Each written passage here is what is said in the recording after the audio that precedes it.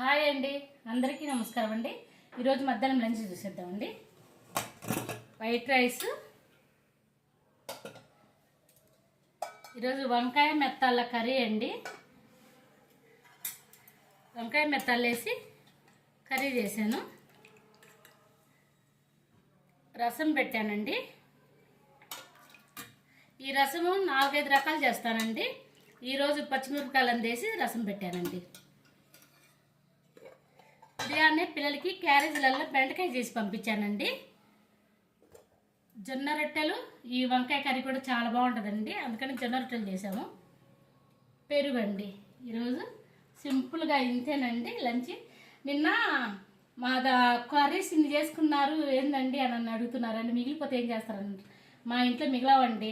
Curries బాగా ఫుల్గా తింటారు. అన్నం ఇంత పెట్టుకుంటే కూర కూడా ఇంతే పెట్టుకొని తింటారండి. అందరు తింటారు, ఇంట్లో పిల్లలు మొత్తం తింటారు. అందుకు కాబట్టి మాకు కిలో కూరగాయలు చేసినా కానీ 2 పూటలకు సరిపోతాయండి.